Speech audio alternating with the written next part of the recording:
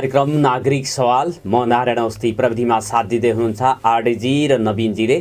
नागरिक सवालमा हामी विभिन्न व्यक्तिहरूसँग बहस गर्छौं, प्रश्न गर्छौं, छलफल गर्छौं, कुराकानी चलाउँछौं र ती विविध विषयवस्तुहरू नागरिकसँग सम्बन्ध राख्ने हुन्छन् र नागरिकहरू आम नागरिकहरूको तर्फबाट मैले प्रश्न गर्ने गर्छु विभिन्न व्यक्तिहरूसँग विभिन्न विषयवस्तुमा।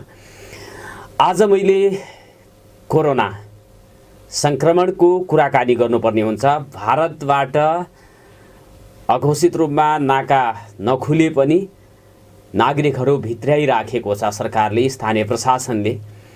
अब यो भन्दा पनि घोषित रूपमै भारतबाट आउने अप्ठ्यारोमा परेका नागरिकहरूलाई उद्धार गर्नेतर्फ सोच्यो भने जोखिम कम हुन्थ्यो कि, अथवा भारतबाट आउने नागरिकहरूले बाटोमा शास्ति खेप्नुपर्ने, सीमा नाका पारी खेप्नुपर्ने शास्ति कम हुन्थ्यो कि भन्नेतर्फ सम्बद्ध निकायले सोचिदियो भने साह्रै राम्रो हुन्थ्यो भनेर भारतमा बसिराखेका नेपालीहरूले भनिराख्नु भएको छ।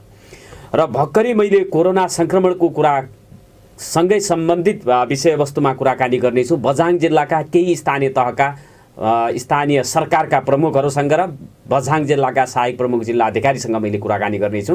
भारतमा रहनुभएका अखिल भारत नेपाली एकता मञ्चका केन्द्रीय सचिव आरबी खड्काजीसँग कुराकानी गर्नेछु र समय रह्यो भने पलिया लगायतको क्षेत्रमा अलपत्र मतलब अब क्वारेन्टिनमा बसेर शास्ति खेपिराखेका नेपाली नागरिकहरू वनवासमा पनि रहेका छन् र उद्धारको अपेक्षा गरेको धेरै दिन भइसकेको छ। हामीलाई हाम्रो त स्थानीय तहले पनि खबर गर्दैन, स्थानीय प्रशासनले पनि हामीलाई उद्धार गरिराखेको छैन भनेर वनवासा पलिया लगायत क्षेत्रबाट पनि हामीलाई खबरहरू प्राप्त भएका छन्। उहाँहरूसँग पनि मैले कुराकानी गर्ने प्रयास गर्नेछु।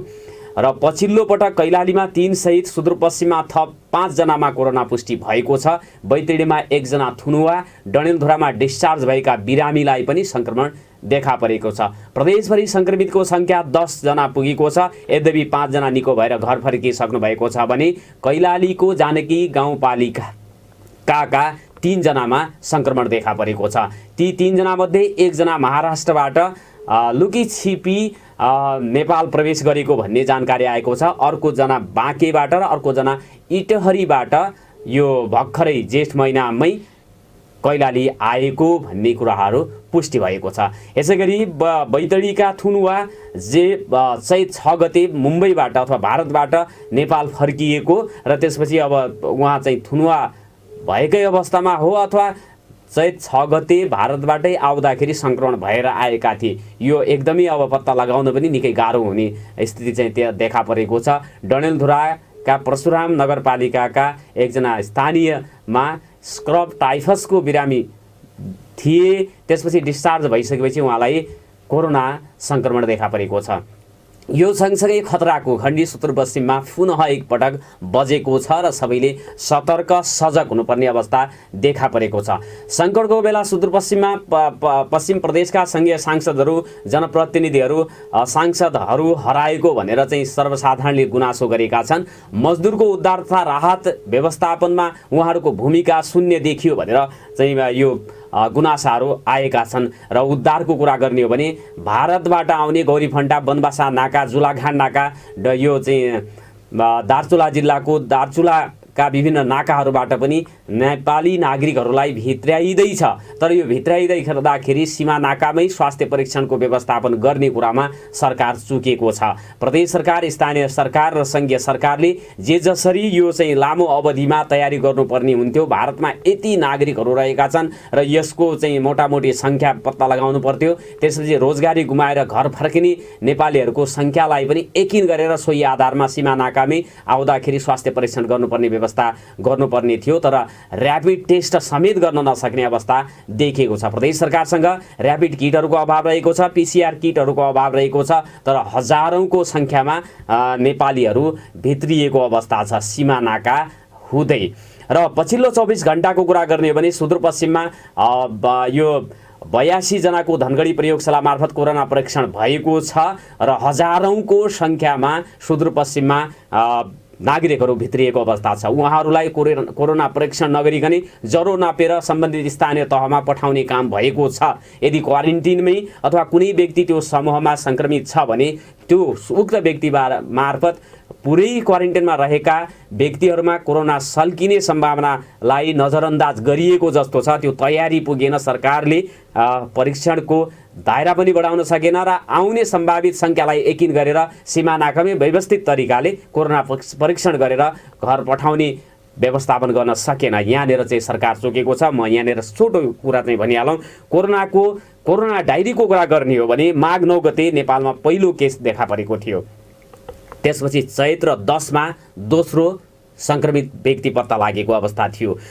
जेठ 9 मा आउँदाखेरि अब त्यो सङ्ख्या 516 मा पुगेको छ। यो अवधिमा सरकारले के गर्यो भनेर प्रश्न गर्ने हो भने भेन्टिलेटर जम्मा 5 वटा थपेको छ सरकारले। 800 वटा भेन्टिलेटर देशैभरिको अस्पतालहरूमा रहेको छ। त्यो मध्ये यो कोरोना सङ्क्रमण भइसकेको यो अवधिमा माघ 9 गतेदेखि जेठको 10 गतेसम्मको स्थिति हेर्ने भने 15 वटा भेन्टिलेटर मात्रै विभिन्न अस्पतालमा थपिएको अवस्था छ, जसमध्ये 2 वटा आफैले सरकारले किनेको र 13 वटा चाहिँ एनजिओले दान गरेको भेन्टिलेटर सरकारले व्यवस्थापन गर्न सकेको छ। यसबाट प्रश्न हुन्छ हाम्रो सरकारको तयारी कोरोनासँग जुझ्नको लागि कस्तो रहेको छ भनेर हामी प्रश्नसँग भन्न सक्छौँ। र सघन उपचार गर्नुपर्ने बिरामीलाई, जसको चाहिँ क्रिटिकल अवस्थामा बिरामी गइसक्यो भने भेन्टिलेटरमा राखेर उपचार गर्नुपर्ने हुन्छ।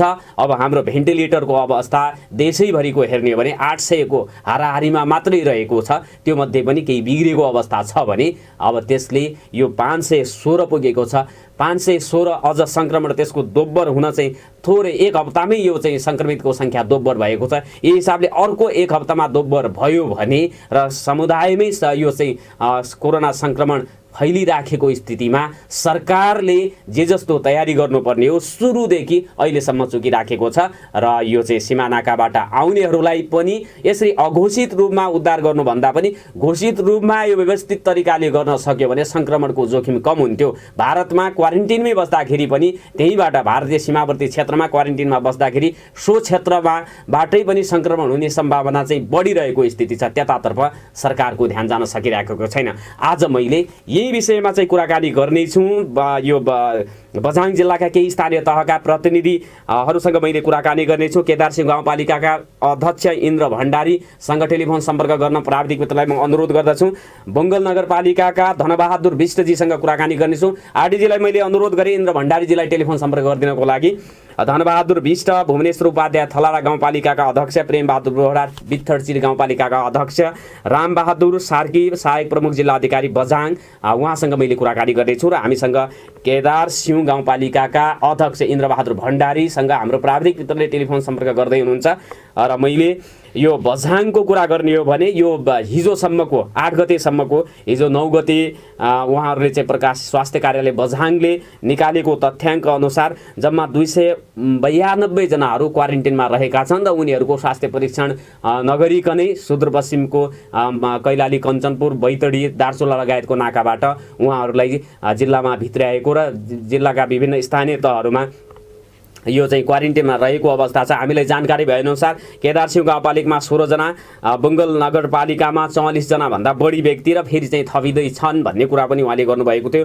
थलारा गाउँपालिकामा सबैभन्दा धेरै चाहिँ नागरिकहरू क्वारेन्टिनमा रहेको स्थिति छ। बित्थडचिर गाउँपालिकामा पनि 15-20 जनाको सङ्ख्यामा क्वारेन्टिनमा र पुनः चाहिँ थपिने काम चाहिँ भइराखेको छ भन्ने कुरा छ। अब यो केदारसिंह गाउँपालिकाका इन्द्रबहादुर भण्डारीजीले फोन उठाउनुहुन्न, उहाँलाई चाहिँ नगर्दिनु होला। त्यसपछि बङ्गल नगरपालिकाका मेयर धनबहादुर विष्ट जीलाई म टेलिफोन सम्पर्क गरिदिनको लागि अनुरोध गर्दछु। यो केदारसिंह गाउँपालिकाका यी वृद्ध नेता छन्, इन्द्र भण्डारी बुढा मान्छे हुन् र बुढा मान्छेलाई जनप्रतिनिधि बनाउँदाखेरि फोन उठाउँदैनन् भनेर चाहिँ जान्नुपर्ने हुन्छ। अलि चाहिँ तरुण त लक्का जवानलाई चाहिँ जनप्रतिनिधि बनाओस् ताकि उसले हामीले गर्ने कडा प्रश्नहरूको पनि सामना गर्न सकोस् भन्ने हेतुले अलि फराकिलो मिजासिलो स्वभाव भएको जनप्रतिनिधिहरू छान्नुपर्ने हुन्छ। कुण्ठित भएर चाहिँ यो स्खलित मानसिकता भएका यो जनप्रतिनिधिहरूलाई छनौट नगरिदिनु होला भनेर अनुरोध गर्दछौँ चुनाव ताका। हामी चाहिँ धनबहादुर विष्ट बुङ्गल नगरपालिकाका मेयर हुनुहुन्छ। यो चाहिँ अब यो जनप्रतिनिधिहरूलाई अब स्वाभाविक प्रश्नहरू गर्न खोज्दाखेरि पनि उहाँहरूले यो टेलिफोन सम्पर्कमै नआउने समस्या चाहिँ हुन्छ। छोटो व्यापारिक विश्राममा जानुपर्ने हुन्छ आदरणीय श्रोता। बुङ्गल नगरपालिकाका मेयरले पनि हाम्रो टेलिफोन रेस्पोन्स गर्नु भएको छैन। छोटो व्यापारिक विश्राममा जाउँ, त्यसपछि बझाङका जनप्रतिनिधिहरूसँग हामी कुराकानी गर्ने प्रयास गर्नेछौँ। दिनेश एफएम, दिनेश खबर हामीलाई सुन्दै र हेर्दै गर्नुहोला। बझाङ जिल्लाका स्थानीय तहका जनप्रतिनिधिहरूसँग कुराकानी गर्न गइराखेका छौँ। क्वारेन्टिनको अवस्था, नागरिकहरू कसरी बसिराख्नु भएको छ, कति फेरि चाहिँ आउने क्रममा हुनुहुन्छ, बाटोमा हुनुहुन्छ, हिजोसम्म कति पुगिसक्नु भएको छ, उहाँहरूको व्यवस्थापन, स्वास्थ्य परीक्षणका कुरामा उहाँहरूले के कस्तो पहल, के कस्ता कठिनाइहरू उहाँलाई भइराखेका छन्, यसमा सरकारले कहाँनिर के सहयोग गर्नुपर्ने आवश्यकता उहाँले चाहिँ देख्नु भएको छ भनेर मैले कुराकानी गर्नेछु। र कुराकानीको लागि थलारा गाउँपालिका बझाङका अध्यक्ष भुवनेश्वर उपाध्याय हामीसँग जोडिनु भएको छ। अध्यक्षजी, यहाँलाई नागरिक सवालमा हार्दिक स्वागत छ। नमस्कार अध्यक्षजी। हजुर नमस्कार। हजुर अध्यक्षजी, तपाईँको थलारा गाउँपालिकामा त बझाङमा सबैभन्दा धेरै चाहिँ पछिल्लो पटक चाहिँ भारतबाट आउनु भएको छ। कतिजना चाहिँ क्वारेन्टिनमा बसिराख्नु भएको छ अहिले? सर, अहिलेसम्म हामीहरूको थलारा गाउँपालिकामा लगभग 93 जना अस्ति एकचोटि आएको थियो। हिजो चाहिँ तपाईँको 52 जना हिजो आएका छन्। अनि आज करिब 200 जना मान्छेहरू आज आइसकेका छन्। भनेपछि 200 जना तपाईँको स्थानीय तहको विभिन्न क्वारेन्टिनमा बसिराख्नु भएको छ। लगभग 200 भन्दा लगभग 300-400 भइसकेका छन्। 300 350 भइसके आउँदै 350। अब त्यो 350 को व्यवस्थापन तपाईँले चाहिँ कसरी गरिराख्नु भएको छ? गाउँपालिकाका वडा स्तरमै क्वारेन्टाइन बनाएर बसाली राख्नु भएको छ कि यो चाहिँ गाउँपालिका स्तरको बनाएर चाहिँ बसाली राख्नु भएको छ? के छ अवस्था? मैले थलारा हाम्रो गाउँपालिकाभित्रका सरकारी कार्यालयहरू जस्तै विद्यालयहरू भयो, स्वास्थ्य कार्यालयहरू भयो, ती प्रत्येक वडाहरूमा अनिवार्य त्यसै प्रत्येक वडाका त्यसै नजिकका विद्यालयहरूमा त्यही क्वारेन्टाइन बनाएर बसाल्ने खालको। भनेपछि एउटा समूहमा आएको नागरिकहरूलाई एउटा ठाउँबाट, जस्तो बङ्गलोरबाट आएको त्यो समूहलाई एउटा चाहिँ अलग्गै ठाउँमा राख्ने व्यवस्थापन गर्नुभएको छ? हजुर सर, जस्तै बम्बईबाट आएको ग्रुप छ, दिल्लीबाट आएको ग्रुप छ, जो ग्रुप जुन वडाको मान्छेहरू छ त्यसै वडाको त्यसै विद्यालयमा त्यसै त्यहीँकै जनप्रतिनिधिको जिम्मा दिएर त्यही ठाउँको खाद्यान्न खानपिनको सबै कुरा व्यवस्था गरेर त्यसै सम्बन्धी वडाको सम्बन्धित सरकारी कार्यालयमा राखेका छ। भनेपछि वडा अध्यक्ष, वडाका जनप्रतिनिधिहरूलाई क्रियाशील बनाएर सम्बन्धित वडामै व्यवस्थापन गर्नको लागि सरकारी भवनहरू, स्कुल लगायतको चाहिँ प्रयोग गरिराख्नु भएको छ।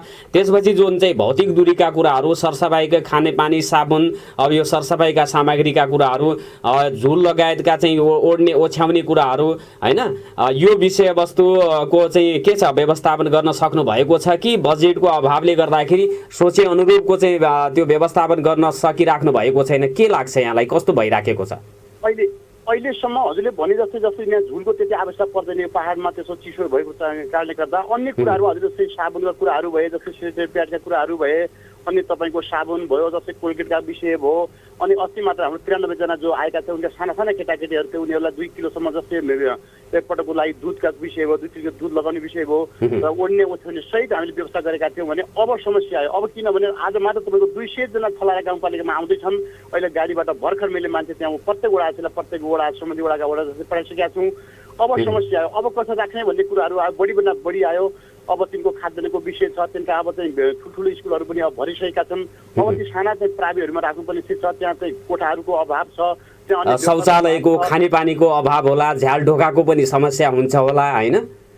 कहीँ चाहिँ झ्याल ढोकाको समस्या छ। अब हिजो मात्र वडा नम्बर 8 मा आएका थिए। त्यो 8 मा आउँदाखेरि अब कुनै विद्यालयमा तपाईँको खानेपानी छैन, कहीँ समय शौचालय छैन। हुन अहिले अधिकांश विद्यालयमा त्यो स्थिति छ। कुनै विद्यालय त गाउँको बिच भागमा छन्, अब त्यहाँको गाउँको मान्छेले नमान्ने स्थिति छ। त्यो थुप्रै खालका चुनौतीहरू छन्। अब यो कुराहरूलाई पनि कुनै ठाउँमा पानी हामीले बनाएको छ, कुनै ठाउँमा कच्ची टोयलेट पनि बनाउने स्थिति बनिरहेको छ। अब यसको लागि आजसम्म त ठिक छ, अब भोलिदेखि निरन्तर रूपमा यो सङ्ख्या बढ्दै वृद्धि हुँदै जानेछ। अब कठिनाइ छ। अझै जस्तो तपाईँहरूले केही त्यसो चाहिँ मोटामोटी तथ्याङ्क निकाल्नु भएको छ? थलारा गाउँपालिकाका कति चाहिँ हजार भारत लगायत अन्य देशमा छन्, खास गरेर अहिले तुरुन्तै आइहाल्ने भनेको त भारतबाटै हो। कति चाहिँ रोजगारीको सिलसिलामा भारतमा विदेशिएका छन् र कति चाहिँ सङ्ख्या जति आउने क्रममा तपाईँहरूले चाहिँ मोटामोटी सूचना त उहाँहरूले गरिराख्नु भएको छ होला। कति सङ्ख्या पुग्छ अब यो? अब मेरो गाउँ थलारा गाउँपालिका करिब भोलिसम्म 500 जना भोलिसम्म पुग्दैछन्।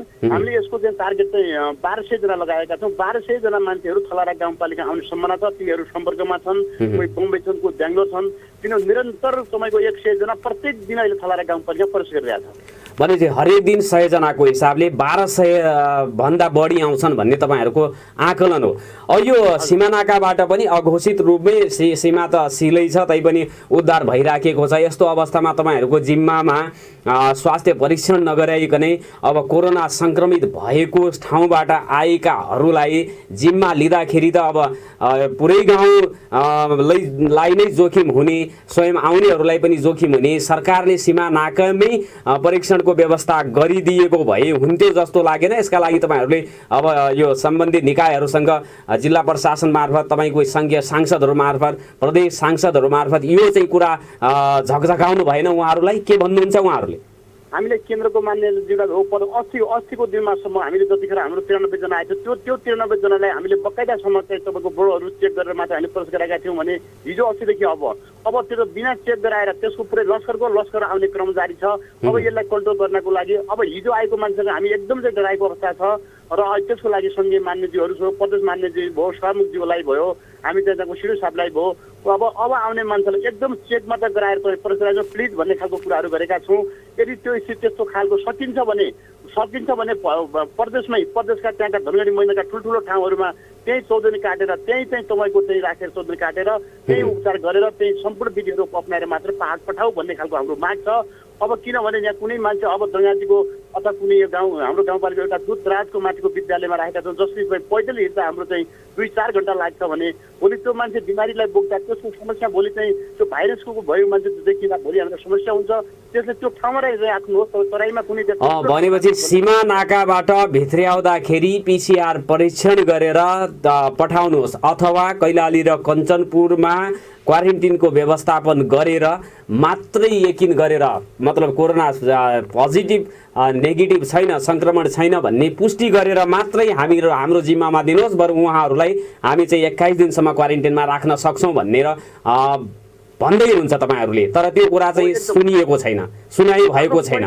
त्यही हो सर, हाम्रो पहिलो माग भनेको उहाँलाई हाम्रो पहाडी जिल्लाको मेरो माग चाहिँ थलारा गाउँपालिकामा बझाङका अरू अध्यक्षहरू ती कुराहरू भनेछन्। सबैभन्दा पहिले चाहिँ इन्डियाबाट आएको मान्छेलाई धनगढी महिनाका ठुल्ठुला कलेजहरूमा, त्यहाँ विद्यालयहरूमा, अन्य ठाउँहरूमा यहाँ सरकारले चाह्यो भने ठुल्ठुला होटेलहरू पनि छ क्वारेन्टिनको लागि। होटल व्यवसायहरूले उनीहरूको सङ्गठनले नै चाहिँ भनिसकेको अवस्था हो, हामी चाहिँ दिन तयार छौँ भनेर। त्यतातर्फ चाहिँ सरकारले सोचेन र किटको प्रबन्ध गरेर परीक्षण गर्ने कुराहरू पनि गर्न नसक्दाखेरि अब सामान्य आफ्नै वरिपरि अब मृत्यु मडाराइराखेको छ भनेर स्थानीयहरू पनि आतङ्कित भएको स्थिति होला। तपाईँहरूलाई त झन् प्रेसर हुन्छ नै। के छ त्यहाँको स्थानीयहरूले के भनिराख्नु भएको छ? अब हामी त एकदमै आतङ्कित भइसकेका छौँ, एकदम समस्यामा परिसकेका छौँ। हामीले भनेका छौँ गेटाको त्यत्रो मेडिकल कलेज खाली छ, त्यत्रो ठुल्ठुलो कलेजहरू खाली छन्। कम्तीमा तपाईँको त्यो मान्छेलाई पिसिआर गराएर मात्र चेक गराएर मात्र चाहिँ धनगढीको बोर्डरबाट चाहिँ गोरुघाटा बोर्डरबाट अथवा प्रत्येक दिनमा 200 जनाले चेक गरेर मात्र पठाउनुहोस्, बरु उतै गर्नुहोस् भन्ने खालको हामीले कुरो गरेका थियौँ। उहाँले त्यो कुरालाई मान्नु भएन। प्रदेशको सबैभन्दा यो कुरा प्रदेश सरकारले एकदम चिन्नुपर्छ, बुझ्नुपर्छ, आफ्नो कर्तव्यले निर्वाह गर्नुपर्ने हुन्छ। तर उहाँले त आफ्नो चाहिँ जिम्मा नभएको कुरालाई सिधै गाउँपालिका धमाधम गाउँपालिका जे भयो भने पहाडका गाउँ बस्तीहरू सकेलान् भन्ने खालको। अब तपाईँहरूलाई त एउटा क्वारेन्टिनमा एउटा स्वास्थ्यकर्मी सामान्य चाहिँ यो प्यारामेडिक्सहरूलाई राख्नै पनि समस्या भएको होला, स्वास्थ्यकर्मीको पनि अभाव, उहाँहरूलाई चाहिँ चेक जाँच गर्ने कुराहरू, त्यसपछि तपाईँको पिपिई लगाएरै चाहिँ गर्नुपर्छ होला, त्यसको अवस्था त्यसको व्यवस्थापन गर्न पनि कठिनाइ भएको छ होला। कस्तो छ अवस्था? एकदमै कठिनाइ सर। आज त हामीले भनिसकेको जस्तै आज त मेरो गाउँपालिकामा त 200-250 मान्छेहरू आउँछ। अब यिनीलाई कुन विद्यालय राख्ने, यिनको खानापिना कस्तो व्यवस्था गर्ने एकदमै हैरान छौँ। हामी सबै वडा जिल्ला हामीले सम्बन्धितमा पठाइसकेका छौँ, त्यहाँ स्वास्थ्यको मान्छे पठाइसकेका छौँ, सुरक्षा कर्मीबाट जस्तो गाउँपालिका हामी अब 8-10 जना मात्र यहाँ छ हेर्नु पोस्टमा। अब यसलाई कहाँ खटाउने, कहाँ के गर्ने, अब यत्रो लस्कर आज हिजो अस्तिको मान्छेको व्यवस्था कसरी गर्ने, अब त्यस्तो स्थिति छ हेर्नुहोस्। त्यसैले थुप्रै खालको चुनौती छ। यो कुरालाई अलिअलि पनि तपाईँको प्रदेशले सहयोग गरिदिएको अवस्था छैन। यसले सबैभन्दा बजेटकै कुरामा पनि तपाईँहरूलाई खाना खुवाउनेकै लागि पनि के छ? बजेट त अब विकासमा जान नसकेकोलाई तपाईँहरूले त्यतातर्फ चाहिँ ल्याउन सक्ने स्थिति चाहिँ हुन्छ कि हुँदैन? कानुन त के हुन्छ तपाईँहरूलाई? त्यो जुन कोरोना विशेष कोषको अवस्था तपाईँहरूसँग, त्यसमा रकम प्रदेशबाट सङ्घीय सरकारबाट आउने कुराहरू के छ, कस्तो छ अवस्था? अहिलेसम्म हाम्रो गाउँपालिकामा आएको भनेको जस्तो प्रदेशले दिएको 12 लाख रुपियाँ थियो। 12 लाख उतिखेर यो राहत भन्ने खालको कुराहरूमा हामीले त्यसलाई चाहिँ विराजत प्रक्रिया मिलाएर नियमसँग रूपमा हामीले त्यो दिएका थियौँ। अब हामीसँग गाउँपालिकाको चाहिँ पैसा मात्र थियो, 12-15 लाख रुपियाँ थियो, त्यो मात्र हामीले विरोध गरेका, त्यसलाई मात्र त्यो लगाउनु पर्ने स्थिति छ। अब तपाईँको एकै ठाउँमा तपाईँको अब 1 कुइन्टल चामल एकै ठाउँमा पाक्ने स्थिति छ भने अब यस्ता चाहिँ हाम्रो चाहिँ लगभग 10, 15, 20वटा ठाउँ मात्र होइन 50 ठाउँ हुने सम्भावना देखिरहेको छ। हेर्नु साना साना विद्यालय गरेर अब यस्तो गाह्रो छ। हेर्नु त्यो चाहिँ खुबै गाह्रो छ, समस्या छ, मेन पावर कम छ, अप्ठ्यारो छ। यो सबै कुराहरू यो पहाडका गाउँघरतिर यसले चाहिँ हामीलाई छोडिदियो, हामीले गाउँपालिकालाई जिम्मा दियो। यो सबैभन्दा नराम्रो कुरा छ। धनगढी प्रदेश अन्तमा भुवनेश्वर जी यहाँलाई चाहिँ अब सीमा नाकाबाटै त्यो परीक्षणको कुराहरू गर्न सकेको, क्वारेन्टिनको व्यवस्थापन पनि त्यही गरेर परीक्षण गरेर जसलाई सङ्क्रमण छैन उसलाई स्थानीय तहको जिम्मामा लगाइदिएको भए सहज हुन्थ्यो भन्ने कुरा चाहिँ तपाईँको विचारमा त्यो भइराखेको छ। अन्य स्थानीय तहको प्रमुखहरूको समस्या पनि बझाङमा त्यही होला, के भइराखेको छ, उहाँहरूले के भनिराख्नु भएको छ? हाम्रो यहाँको स्थानीय निकायका सबै अध्यक्षहरूसँग मेरो निरन्तर सम्पर्क छ, हामी त्यसमै छौँ। उहाँले सबैभन्दा हाम्रो मुख्य कुनै पनि माग हाम्रो त्यही छ, कम्तीमा तपाईँको एक दिनमा 200 जना मात्र चेक गरेर पहाडतिर पठाइदिनु वातावरण बनाउनुपर्छ। जबसम्म त्यो चेक हुँदैन तबसम्म यसका लागि त भारतबाटै उद्धार गर्दाखेरि सिस्टमेटिक तरिकाले भारतमै रहेका विभिन्न सङ्घ संस्थाहरू रहेका छन्, विभिन्न समितिहरू, विभिन्न सामाजिक सङ्घ संस्था, राजदूतावास लगायतको चाहिँ छ। उहाँहरूसँग समन्वय गरेर सरकारले, प्रदेश सरकारले एउटा कोअर्डिनेसनको भूमिका मात्रै खेलिदिएको भए पनि सहज हुन्थ्यो होला, होइन? एकदम ठिक हो। अब त हामीलाई कठिन केवल साना साना ढङ्गले अलिअलि हाम्रा गाउँघरका योजनाहरू बनिरहेको अवस्था थियो। अब त यो कठिन भयो। मान्छे अब गाउँपालिका बन्द गरेर चाहिँ वडापालिका गाउँपालिका बन्द गरेर अब मान्छे घर घरमा सुत्ने बेला बस्ने बेला आइसकेको छ। एकदम डर बोक्छ, एकदम मान्छे तरङ्ग बसिरहेको छ। कम्तीमा यो कुराहरू चाहिँ प्रदेश सरकारले सोच्दैन, त्यहीँबाट चेक गराएर पढाउनु पर्छ। यो उनको भूमिका एकदम जिरो अवस्थाको रह्यो। धमाधम पढाउने पहाडमा भुवनेश्वरजी जस्तो क्वारेन्टिनमा बसेकाहरू स्कुलहरूमा तपाईँहरूले सार्वजनिक भवनहरूमा बसाइराख्नु भएको छ, उहाँहरूलाई त्यही स्कुलको फिल्ड बनाउने, स्कुलमै पनि केही निर्माण कार्यहरू यदि चलिराखेको छ भने त्यो रोकिएको अवस्थामा उनीहरूको श्रम प्रयोग गरेर त्यसलाई एउटा चाहिँ क्वारेन्टाइन सँगसँगै उहाँहरूलाई काम पनि गर्न सक्ने स्थिति। हामी टेलिफोन सम्पर्क चाहिँ अवरुद्ध भएको छ, उहाँसँग हामी कुराकानी गर्दैथ्यौँ। भुवनेश्वर उपाध्याय थलरा गाउँपालिकाका अध्यक्ष हुनुहुन्थ्यो। उहाँसँग हामीले केही अलि विस्तृत रूपमै कुराकानी गरेका छौँ। इन्द्रबहादुर भण्डारी केदारसिंह गाउँपालिकाका अध्यक्ष, उहाँले अब यो चाहिँ रिस्पोन्स गर्नुभएको छैन। धनबहादुर विष्टले समय दिएर स्विच अफ गर्नुभएको छ। प्रेमबहादुर बोहराजीसँग एकैछिनपछि हामी छोटो व्यावहारिक विश्राममा जानेछौँ, 8 बजेपछि कुराकानी गर्नेछौँ। र रामबहादुर सार्की सहायक प्रमुख जिल्ला अधिकारी बझाङ जिल्लाका चाहिँ सहायक सिडी हुनुहुन्छ, उहाँसँग कुराकानी गर्नेछौँ। र भारतमा अखिल भारत नेपाली एकता मञ्चका केन्द्रीय सचिव आरबी खड्का, त्यसै गरी भीम सिंहजी चाहिँ पलियामा अलपत्र परेको अवस्थामा छु भनेर मलाई मेसेज गरिराख्नु भएको छ, उहाँसँग पनि मैले कुराकानी गर्ने प्रयास गरेछु। नागरिक सवाल दिनेश FM 93.8 मेगाहर्ज र दिनेश खबरको फेसबुक पेजमा हामीलाई स्वागत छ। आदरणीय श्रोता, कार्यक्रम नागरिक सवालमा हामी बझाङ जिल्लाका केही जनप्रतिनिधिहरूसँग कुराकानी गरिराखेका छौँ र यसै क्रममा हामीसँग कुराकानी गर्नको लागि जोडिनु भएको छ बित्थडचिर गाउँपालिकाका अध्यक्ष प्रेम बोहराजी। अध्यक्षजी, यहाँलाई नागरिक सवालमा हार्दिक स्वागत छ। नमस्कार। नमस्कार, धन्यवाद छ हजुर। आराम हुनुहुन्छ? सन्चै छु हजुर। कता हुनुहुन्छ? हिजो कुराकानी गर्ने क्रममा त म नागरिकहरूको उद्धार गर्नको लागि गइराखेको छु भनेर भन्दै हुनुहुन्थ्यो। गाउँपालिकामै हुनुहुन्छ कि सीमा नाकातिर हुनुहुन्छ? भर्खर बैतडीबाट जुलाघाट नाकाका नागरिकहरूलाई उद्धार गरेर बझाङ प्रवेश भएको छ। बझाङ पुगेको छु, गाउँपालिका नजिकै पुगेको छु। गाउँपालिकामा प्रवेश गर्नुभएको छ। कतिजनालाई उद्धार गरेर ल्याउनु भएको छ आज? आज झन्डै हाम्रो बित्थडचिर गाउँपालिका र केदारसिंह गाउँपालिका लगाएर 63 जनाको उद्धार गरेर ल्यायो। सँगै अरू गाउँपालिकाहरूको पनि सहजीकरणमा उहाँहरूलाई भित्राउनका लागि पहल चाहिँ गरेको छ। भनेपछि अब तपाईँको गाउँपालिकाको कुरा गर्दाखेरि अहिलेसम्म आज आएको र भोलि पर्सि पनि आउने होला त्यो छोडेर हिजो अस्तिदेखि कतिजना चाहिँ क्वारेन्टिनमा बसिराख्नु भएको छ? हालसम्म बित्थडचिर गाउँमा टोटल 347 जना चाहिँ हामीले क्वारेन्टाइनमा राखेका छौँ र झन्डै 63 जना चाहिँ आज आउनु भएको छ। र त्यो क्वारेन्टिनको व्यवस्थापन कसरी गरिराख्नु भएको छ? प्रत्येक वडा स्तरमै गरिराख्नु भएको छ कि अब गाउँपालिकाको निश्चित कुनै विद्यालयहरूमा चाहिँ गरिराख्नु भएको छ, के छ?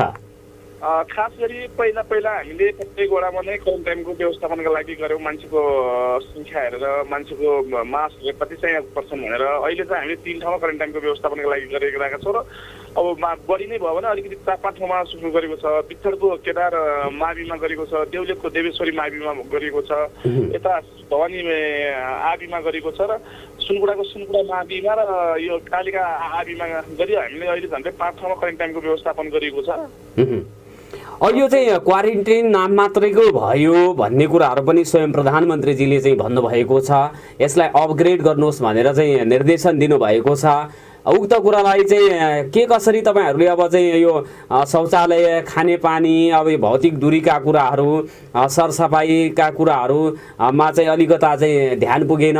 स्कुलहरूमा त्यो एकै कोठामा धेरै व्यक्तिहरूलाई राख्ने, ओढ्ने, ओछ्याउने कुराहरू, खाने कुराहरूमा पनि अब त्यो चाहिँ स्तरीय खाना नदिएको भन्ने गुनासाहरू आइराखेको अवस्थामा तपाईँहरूले चाहिँ यी सबै कुराहरू अधिकतम रूपमा चाहिँ पुर्याउने किसिमले प्रयास गरिराख्नु भएको छ।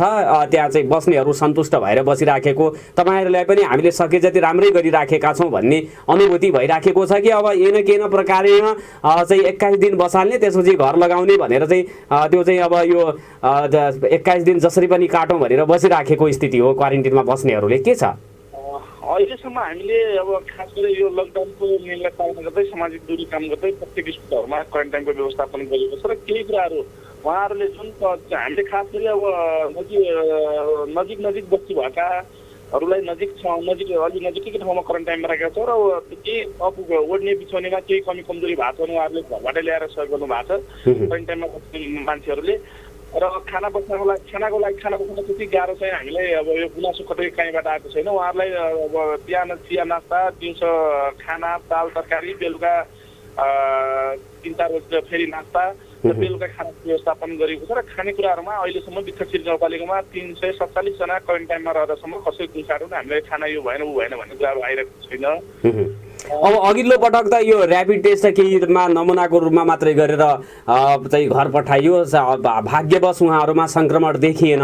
अब आउने त भारतमै त्यसरी चाहिँ कोरोना चाहिँ डढेलो जस्तै सल्किराखेको अवस्थाबाट सङ्क्रमित क्षेत्रबाट आउनेहरूमा त जोखिम हुन सक्छ। फेरि अहिले लक्षण नदेखिकनै कोरोना पुष्टि भइराखेको पिसिआरबाट गर्दाखेरि तपाईँहरूले नाकाबाट चाहिँ आरडिटी परीक्षण केवल चाहिँ जरो नापेर चाहिँ आफ्नो गाउँपालिकामा चाहिँ भित्र्याउँदाखेरि ती व्यक्तिहरूबाटै नेपालमा अहिलेसम्म भारतबाट विदेशबाटै आएकाहरूबाट चाहिँ कोरोना देखा परेको स्थिति छ। सुदूरपश्चिममा भर्खरै 5 जनामा पनि भारतबाटै आएको उहाँहरूको चाहिँ हिस्ट्री देखिन्छ।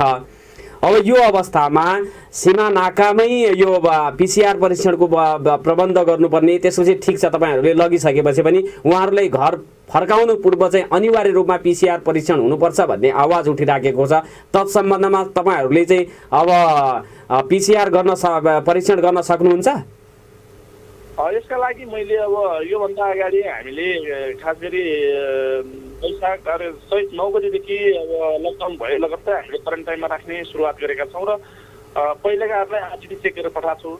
दोस्रो लटको हामीले अब वैशाख 18 गते जुलाघाटा दार्चुलाबाट भित्रेका भारतबाट आएका नागरिकहरूलाई चाहिँ अब हामीले स्वयं आफै गएर उद्धार गरेर तस्बिरमा 102 जना भित्राएका थियौँ र तीमध्ये अब 14 दिन 21 दिन पुरा भइसकेपछि उहाँहरूलाई आरटिटी चेक गर्दा हाम्रो 201 जनामा झन्डै 9 जनामा आरटिटी पोजिटिभ देखिसकेपछि हामीले 102 जनाकै पिसिआर गरेर पठाएका छौँ र पिसिआर रिपोर्ट सबैको नेगेटिभ आइसकेपछि उहाँलाई घर पठाइएको छ। र अहिले आउनेहरूलाई पनि म यो अब सम्बन्धित प्रदेश सरकारसँग, सङ्घीय सरकारसँग र सरकार निकायसँग खास गरी यो आरटिटी भरपर्दो नभएको हुनाले यसलाई चाहिँ आरटिटीको ठाउँमा यहाँले भने जस्तै सीमामा नै पिसिआर गर्ने र पिसिआर रिपोर्ट मार्फतलाई आएको रिपोर्टहरूलाई केही त्यस्तो पिसिआरमा पोजिटिभ देखिन्छ भने उहाँलाई छुट्टै व्यवस्थापन गर्नुपर्ने र पिसिआरमा नेगेटिभ देखेहरूलाई 14 दिनदेखि 21 दिनमा क्वारेन्टाइनमा राखेर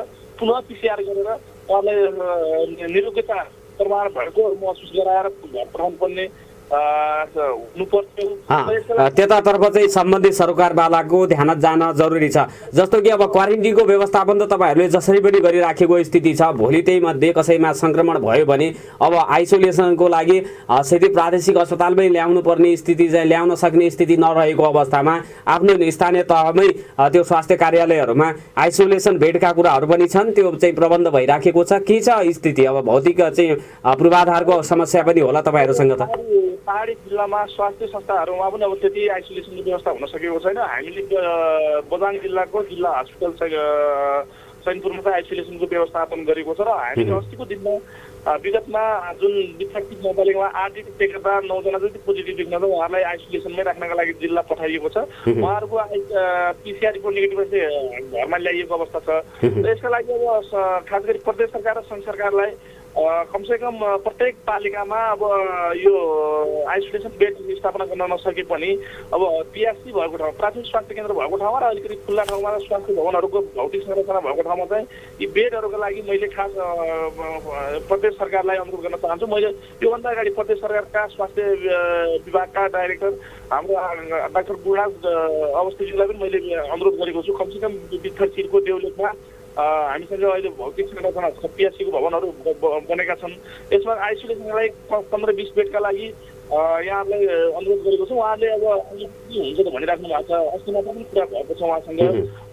भोलि गाह्रो पर्दै यो सँगसँगै तपाईँहरूको स्वास्थ्य सामग्री पिपिई लगायतका चाहिँ अवस्था, त्यो स्वास्थ्य कर्मीहरू जति छ तपाईँहरूसँग त्यो चाहिँ जनशक्ति उसले चाहिँ लगाउने र त्यो क्वारेन्टिनमा भएकाहरूको चाहिँ आवश्यकता अनुरूप अब त्यो चाहिँ हरेक दिन स्वास्थ्य परीक्षण गर्नुपर्ने चाहिँ कार्यविधिमा त उल्लेख गरेको छ। त्यसरी गर्न सम्भव चाहिँ छ? के छ स्थिति? बित्थरचिरमा यसका लागि त हामीले एकदमै प्रत्येक दिन उहाँहरूको स्वास्थ्य परीक्षण गरेको छ। अब स्वास्थ्य परीक्षण खास गरी ज्वरो नाप्ने कुराहरू, रोगाखोकी छ छैन भन्ने कुराहरू प्रत्येक दिन स्वास्थ्य कर्मीहरू खडा छौँ। अहिले बित्थरचिर गाउँपालिका झन्डै 87 जना स्वास्थ्य कर्मी हुनुहुन्छ हाम्रो। अनि 9 वडामा स्वास्थ्य इकाइहरू स्थापना भइसकेका छन् र सञ्चालन भइसकेका छन्। अनि एउटा पिएचसी छ देउलेखमा र 2टा अब हेल्थ पोस्टहरू, अब सिनियर हेल्थ पोस्टहरू पहिलादेखि सिनियर हेल्थ पोस्टहरूबाट पनि सेवा प्रदान भइरहेको छ।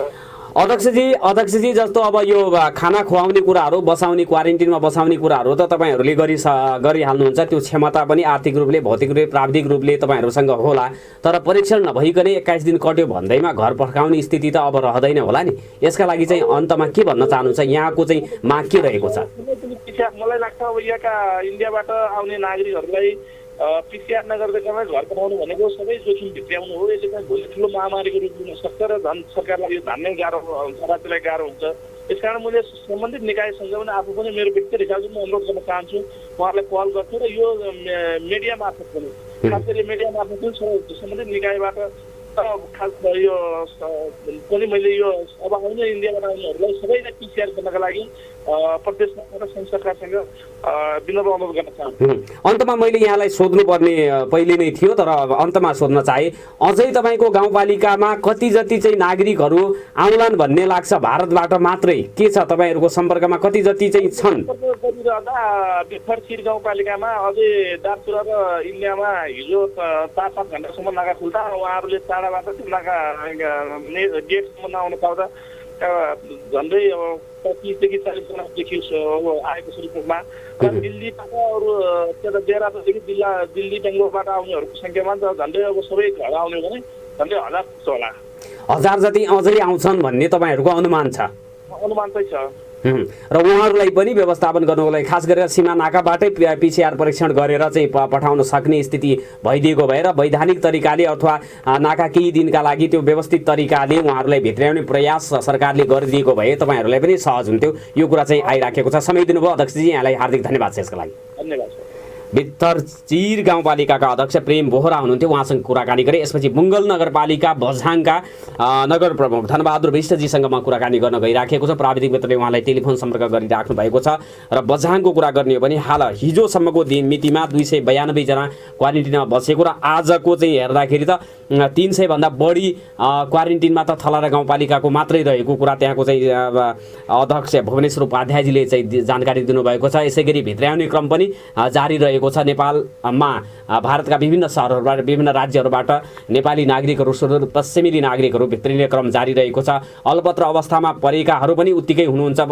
के अरे उद्धारको पर्खाइमा बनबसा लगायत पलिया लगायतका नाकाहरूमा नेपाली नागरिकहरू रहेको अवस्था छ। उहाँहरू बिचल्लीमा परेको स्थिति छ। हामीसँग कुराकानी गर्नको लागि धनबहादुर विष्ट बुङ्गन नगरपालिकाका नगर प्रमुख हुनुहुन्छ।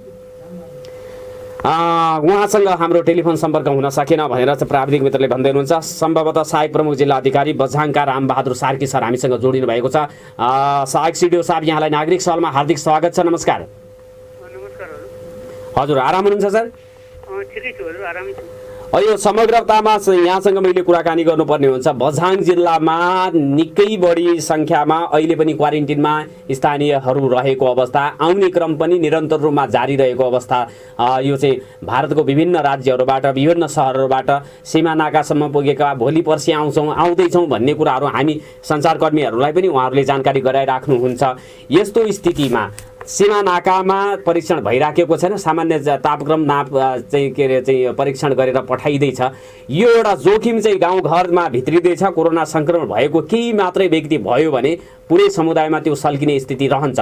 अब यसलाई निराकरण गर्नलाई, यसलाई रोक्नको लागि र सङ्क्रमणलाई निस्तेज पार्नको लागि के छ जिल्लाको प्रयास? अब जिल्लामा हामीले चाहिँ अब विदेशबाट आएका हाम्रो जिल्लाको डिसिएम भनौँ डिस्ट्रिक्ट क्राइसिस म्यानेजमेन्ट कमिटीले चाहिँ अस्ति निर्णय गरेर कसैलाई पनि जिल्लामा नल्याउने भन्ने एउटा निर्णय त गरेको हो होइन।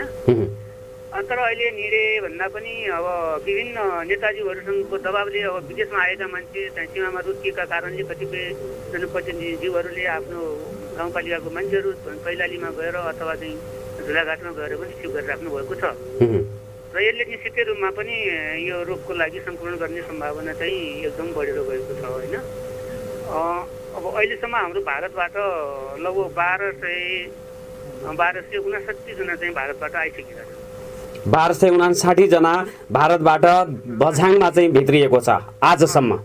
हजुर, अनि त्यसले गर्दाखेरि अब अहिले अस्ति हाम्रो त्रिविक्षर गाउँपालिका र बुङ्गलमा नै बढी छ यसको सङ्ख्यामा र अहिले पछिल्लो क्रममा चाहिँ थलरा गाउँपालिकामा हजुर रामपुरमा रोकिएको भनेर जुन चाहिँ मिडियामा पनि आयो, सायद हजुरहरूलाई पनि त्यो मिडियामा जानकारी भयो होला होइन। उहाँहरू त सबैभन्दा धेरै दिन चाहिँ क्वारेन्टाइनमा बसेर चाहिँ फर्किनु भएको छ। हजुर हजुर, उहाँहरू थलरा आइसकेको छ। हिजो अस्ति पनि अब ठ्याप्पै सङ्ख्या यकिन भएको छैन। अब फेरि झुलाघाटबाट अनि दार्चुलाको निरन्तर आउने क्रम जारी छ। 1259 जना त क्वारेन्टिनमा बसिसकेको अवस्था भयो। उहाँहरू प्रत्येकको पिसिआर परीक्षण गर्नुपर्छ भन्ने किसिमले अब सरकारले सामर्थ्य छैन भनेर नै पठाएको हुनुपर्छ होला।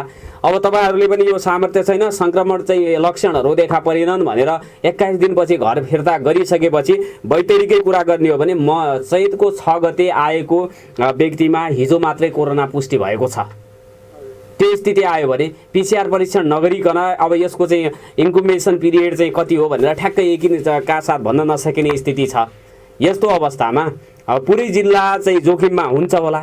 त्यसका लागि त अनिवार्य रूपमा पिसिआर परीक्षण हुनुपर्छ भन्ने किसिमले तपाईँहरूले चाहिँ अब प्रयास गर्ने, लबिङ गर्ने, प्रबन्ध मिलाउने स्थानीय तहहरू प्रदेश सरकार सङ्घीय सरकारसँग कोअर्डिनेसन गर्ने जिम्मा त अब स्थानीय प्रशासनको छ। गर्न सक्नुहुन्छ, गरिराख्नु भएको छ। के हुँदैछ प्रगति यसमा? बारम्बार हाम्रो प्रत्येक हप्तामा र कहिलेकाहीँ त हाम्रो हप्तामा 2 दिन पनि मिटिङ गर्छ होइन। र हामीले प्रत्येक बेला हामीले सामाजिक विकास मन्त्रालय हाम्रो प्रदेशको र अनि हाम्रो अब यो चाहिँ सिडिओ साहब, सहायक सिडिओ साहब, यो मिटिङले मात्रै नहुने, मिटिङबाट निर्णय गराएर सरकारले पनि उत्तरदायित्व चाहिँ वहन गरिदिनु पर्ने हुन्छ। प्रदेश सरकारले हुन्छ कि सङ्घीय सरकारले, त्यसबारेमा चाहिँ के हुँदैछ? अब यसको लागि हजुरले भने जस्तो अब हामीलाई पनि अहिले चाहिँ के छ भने अब क्वारेन्टाइनमा राख्ने जिम्मेवारी सबै चाहिँ स्थानीय निकायलाई छ होइन। अब प्रदेश सरकारले पनि उहाँहरूको व्यवस्थापनको लागि खर्च चाहिँ सिधै स्थानीय निकायको खातामा राखेको छ र हामीले जिल्लामा अब समन्वय गरिदिने र उनीहरूको चाहिँ अब क्वारेन्टाइनको अवस्था के छ अथवा सेक्युरिटीको अवस्था पनि र यो सम्पूर्ण अधिकार अब पिसिआर खरिद गर्ने कुराहरू होइन, किट चाहिँ ल्याउने कुराहरू सबै अधिकार त तपाईँहरूसँग छैन, सरकारसँग नै छ। प्रदेश सरकार अथवा सङ्घीय सरकारले गर्यो भने तपाईँहरूले चाहिँ सहजीकरण गर्न सक्ने पनि हो। जिल्लाका कुरा भन्ने अनि उनीहरूले भनेको कुराहरू तपाईँहरूले चाहिँ यो डिसिमिनेट गर्ने हो। यसमा चाहिँ अब के छ यसो बुझ्दाखेरि चाहिँ के भन्छन् सरकारहरूले, प्रदेश सरकार, सङ्घीय सरकार, स्वास्थ्य निर्देशनालय? सरकार सङ्घीय सरकारले अब हामी चाहिँ पठाउँदैछु अब आइराखेको छ जति त्यो आएको सामानलाई तपाईँहरू चाहिँ अहिले त्यति प्रयोग गर्नुहोस् हाम्रो चाहिँ पठाउँछु भन्नुहुन्छ अब पठाउने क्रममा अलिकति चाहिँ समयमा आइदिँदैन होइन अब जिल्लामा क्वारेन्टाइनमा बसेकोहरूको एकतर्फ चाहिँ हामी अब 14 दिन भइसक्यो 15 दिन भइसक्यो हामीले चाहिँ अब घर जानुपर्छ हामीलाई केही पनि छैन रुगा पनि छैन ज्वरो पनि छैन तन्दुरुस्त छौँ उफ्रिन सक्छौँ दौडिन सक्छौँ भनेर किचकिच गर्ने कुराहरू पनि घरमा आइसकेपछि त्यो एउटा स्थानीय नागरिकहरू त्यो पनि समस्या हुन्छ त्यसलाई झेल्नुपर्ने हुन्छ चाहिँ जनप्रतिनिधि अथवा तपाईँहरूलाई त्यसको चाहिँ प्रेसर आउँछ फेरि कतिपय अब तिनीहरूको आपसमा द्वन्द्व गरेर कहिलेकाहीँ झगडा गरेर अब मनमानी चाहिँ भागेर उनीहरू गएको अवस्था पनि छ कुनै ठाउँमा क्वारेन्टिनबाटै भागेको घरबाट खाना पुर्याउँदाखेरि यो चाहिँ तराईको जिल्लाहरूमा त क्वारेन्टिनमा बसेका मान्छेहरूलाई घरबाट खाना पुर्याउँदाखेरि घरका मान्छेहरू पनि सङ्क्रमित भएको कुराहरू चाहिँ आएको छ अब यतातर्फ त तपाईँहरूले चाहिँ कडा गर्नुपर्ने निगरानी बढाउनुहोस् भनेर चाहिँ भन्नुपर्ने स्थिति होला एकदम हामी भनिरहेको छौँ सर के हो भने पहिलो कुरो त अब हामी सबैले अहिले आफू कसरी बस्ने मेरो लागि हो भन्ने मेरो परिवारको लागि भन्ने बुझ्नु बझाङमा सम्भवतः टेलिफोनको लाइनको पनि समस्या छ हुन सक्छ हामी कुराकानी गर्दै थियौँ रामबहादुर सार्की सहायक प्रमुख जिल्ला अधिकारी बझाङ जिल्लाका हुनुहुन्थ्यो उहाँसँग कुराकानी गर्दै थियौँ अब चाहिँ प्राविधिक मित्रले मलाई सङ्केत गर्दै हुनुहुन्छ पुनः उहाँलाई नै एकछिन चाहिँ सम्भवतः सबै कुरा भइसकेको छ सहायक सिडिओ साहबलाई नजोड्दा नि हुन्छ एकपटक चाहिँ धनबहादुर विष्ट मेयर बुङ्गल नगरपालिकाको उहाँसँग प्रयास गरिदिनु होला त्यसपछि मैले भारतमा रहनुभएका अखिल भारत नेपाली एकता मञ्चका केन्द्रीय सचिव आरबी खड्काजी त्यसपछि पलियामा रहनुभएको छ हिजो राति 3 बजे पनि उहाँले मलाई फोन गरेर भन्दै हुनुहुन्थ्यो हाम्रो स्थिति चाहिँ यस्तो छ भनेर मैले कुराकानी गर्न भ्याइनँ त्यो चाहिँ काटियो उहाँले चाहिँ मेरो टेलिफोन नम्बर भेट्टाएर फोन गर्दै हुनुहुन्छ भीम सिंहजीसँग मैले कुराकानी गर्नेछु आरबी खड्काजीसँग सबभन्दा पहिला कुराकानी गरिहालौँ बुङ्गल नगरपालिकाका मेयरको बिजी छ उहाँसँग अब चाहिँ हामी फोन गर्न सक्ने स्थितिमा रहँदैनौँ यही हो अब समस्या जनप्रतिनिधिहरूको आफ्ना कुराहरू राख्न पनि उहाँहरूलाई गाह्रो हुन्छ म आरबी खड्काजीसँग म्यासेन्जर कलमा जोडिने प्रयास गर्दैछु अखिल भारत नेपाली एकता मञ्चका केन्द्रीय सचिव हुनुहुन्छ उहाँसँग मैले भारतमा रहेका नेपालीहरूको अबको स्थिति चाहिँ के छ मुभमेन्ट चाहिँ कस्तो भइराखेको छ उहाँहरूले आउने मैले आरबी खड्काजी हामीसँग जोडिनु भएको छ आरबी खड्काजी यहाँलाई नागरिक सवालमा हार्दिक स्वागत छ नमस्कार नमस्कार सर नमस्कार के छ आराम हुनुहुन्छ हजुर ठिकै छ हामी सबै ठिकै छौँ हजुर हजुर नागरिक समाज लगायत हाम्रो नारायण सर लगायतको सम्पूर्ण टिमलाई विशेष धन्यवाद सर हजुर हजुर आरबीजी तपाईँ चाहिँ यो अखिल भारत नेपाली एकता मञ्चको केन्द्रीय सचिव हुनुहुन्छ र यो चाहिँ भारतभरिकै प्रवासी नेपाली दाजुभाइहरूको अवस्थाको बारेमा तपाईँलाई पक्कै पनि जानकारी हुनुपर्छ होला म चाहिँ सुरुमै तपाईँलाईबाट चाहिँ जान्न चाहे अब चाहिँ भर्खरको स्थिति नेपाली नागरिकहरूको जसले रोजगारी गुमाएका छन् खास गरेर रेस्टुरेन्ट होटल व्यवसाय ट्राभल टुरिज्म सेक्टरमा काम गर्नेहरूलाई निकै समस्या भयो रोजगारी गुमेको स्थिति छ खान बस्न नपाइराखेको कोठामा बस्ने घरपेटीहरूले पनि निकालिराखेको स्थिति छ भन्ने आएको छ के छ पछिल्लो जानकारी मैले ठ्याक्कै यहीसँग चाहिँ सङ्क्रमणको अवस्था पनि नेपाली नागरिकहरू भारतमा कति जति सङ्क्रमण भएको छ पछिल्लो केही अपडेट यहाँले जानकारी पाउनु भएको छ कृपया एकदमै महत्त्वपूर्ण प्रश्न सोध्नुभयो सर अहिले विशेष गरी भारतमा चाहिँ लाखौँ नेपालीहरू अहिले सडकमा बस्नुपर्ने बाध्यता बनेको छ लगभग झन्डै 50,000 भन्दा माथि चाहिँ नेपाली समुदायहरूलाई चाहिँ समस्या परेको छ र त्यसको साथसाथै भारतमा लगभग चाहिँ 15 लाख भन्दा माथि जनसङ्ख्या रहेको छ र भारतका विभिन्न कश्मीरदेखि कन्याकुमारीसम्म र लगभग भारतका लगभग 700 जिल्लाहरूमा चाहिँ नेपालीहरूको अवस्था छ रोजगारीको सिलसिलामा र अहिले यो लकडाउन पछि चाहिँ उनीहरूको चाहिँ रोजगार खोसिएपछि जो दैनिक ज्यालादारी गरेर चाहिँ आफ्नो जीविका चलाउने हाम्रा चाहिँ मजदुर वर्ग अनि त्यसपछि लगायत चाहिँ प्राइभेट सेक्टरमा काम गर्ने नेपाली समुदायहरूको अवस्था एकदमै दयनीय भनेको स्थिति छ त्यसले गर्दाखेरि कतिपय ठाउँहरूमा चाहिँ 3-4 महिनादेखि नै जुन लकडाउन भयो र लकडाउन भइसकेपछि मकान मालिकहरूले जो घरबेटीहरूले पनि चाहिँ पैसा मागेको स्थिति र आफूले काम गर्ने ठाउँमा जहाँ 12, 15, 20 वर्षदेखि काम गरेका थिए लामो इतिहास भएका होटल कल कारखानाहरूमा काम गर्ने नेपालीहरूलाई पनि मालिकले मोबाइलै स्विच अफ गर्ने गए ठाउँहरूमा त्यसपछि कुरा पनि नगर्ने र उनीहरूलाई चाहिँ दैनिकीसँग जोडिएका विषयलाई या हामीलाई कमसेकममा चाहिँ हामीलाई सहयोग गरेर त्यो अब सङ्कटको बेलामा भन्दा पनि चाहिँ उनीहरूले चाहिँ काम नगरेपछि चाहिँ पैसा नदिने खालका खालका भनेपछि हार गुहार पनि कसलाई गर्ने भन्ने अन्यलताको स्थिति छ। यो बीचमा अब जसरी पनि नेपालको नाकासम्म जानुपर्छ भनेर आइराखेको स्थिति छ। कसरी आइराख्नु भएको छ नेपालीहरू, के छ, कसरी व्यवस्थापन गरिराख्नु भएको छ, यसबारेमा चाहिँ भनिदिन अनुरोध गरे। होइन, यसमा दुईटा कुरा छ। यसमा दुईटा कुरा के छ भन्दाखेरि अब यहाँ जुन ठाउँमा बस्नु भएको छ, विशेष गरी धेरै भारतमा बस्ने जो मजदुर वर्गमा काम गर्नेहरू, विद्यार्थी, पर्यटकहरू लगायत चाहिँ औषधि उपचारको लागि आउनुभएका हजारौंको संख्यामा नेपाली समुदाय छ। र त्यो भएको कारणले गर्दाखेरि भारतमा अहिले चाहिँ लामा दूरी र छोटा दूरीहरूका गाडीहरू चलेको अवस्था छ। र त्यो भएको कारणले गर्दा र नेपाल र भारत बिचको जो सिमाना छ, नेपालमा रेड जोन जो 22 जिल्लाहरूको जो सिमानासँग जोडिएको विषय छ, त्यसमा नेपालमा रेड जोन छ। र भारतका जिल्लाहरूमा जहाँ चाहिँ जिल्लाहरू बोर्डर सिमानामा जोडिएका छन्, ती जिल्लाहरूमा चाहिँ ओरेन्ज जोन छ।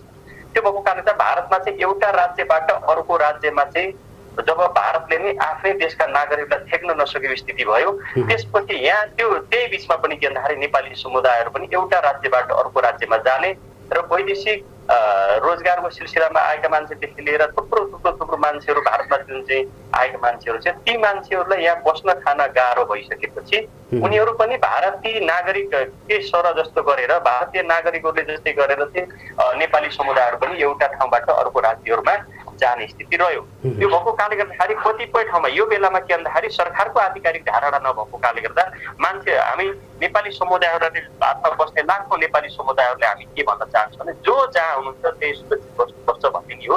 र यसको फाइदा केही भारतमा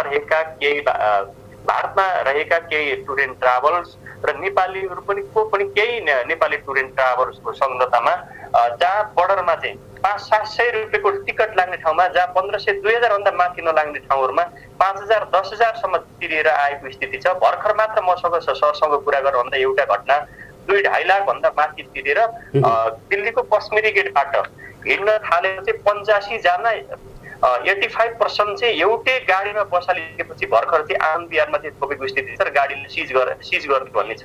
त्यसपछि ती नेपाली समुदाय जहाँ 85 जना एउटै गाडीमा बसेका नेपाली समुदायहरूलाई यिनीहरूले क्वारेन्टाइनमा राखेको स्थिति छ। त्यो भएको कारणले गर्दाखेरि नेपालीहरूलाई विशेष गरी चाहिँ के भन्दाखेरि यो भिडभडका चाहिँ यो बीचमा स्वयं नेपालीहरू र भारतीय ट्राभल टुरिज्म एजेन्सीहरूबाट शोषण हुने, आर्थिक रूपले शोषण हुने काम पनि भइराखेको छ।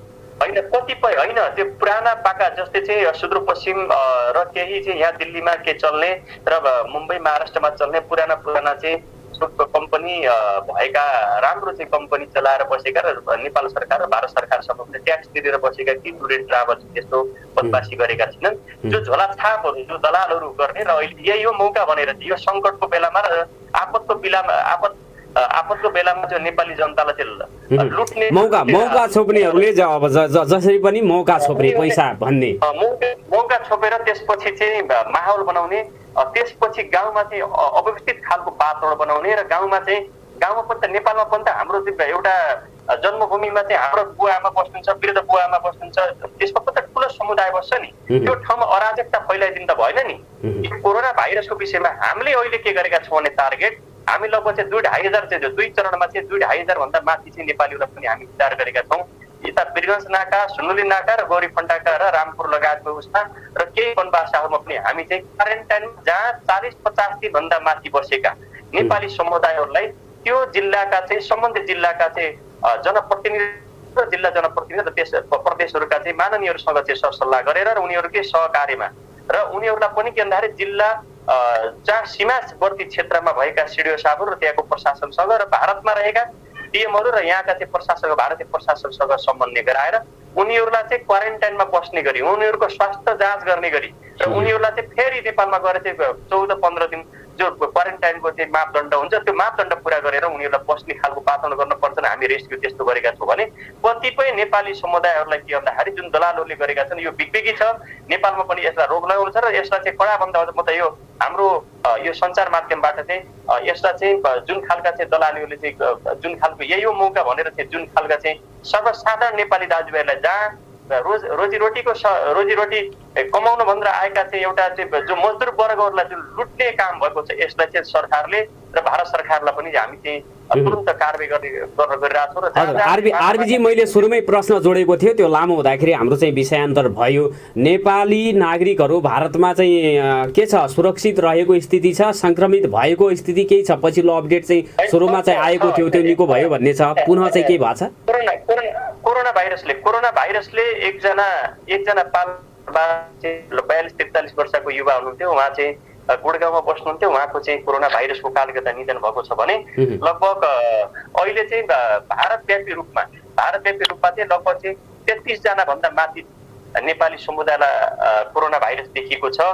यो दिल्ली, महाराष्ट्र, त्यसपछि बेङ्गलोर लगायतको क्षेत्रहरूमा भने 12-13 जनाहरूलाई चाहिँ उहाँहरूको चाहिँ स्वास्थ्य ठिक भएर चाहिँ जानुभएको स्थिति छ।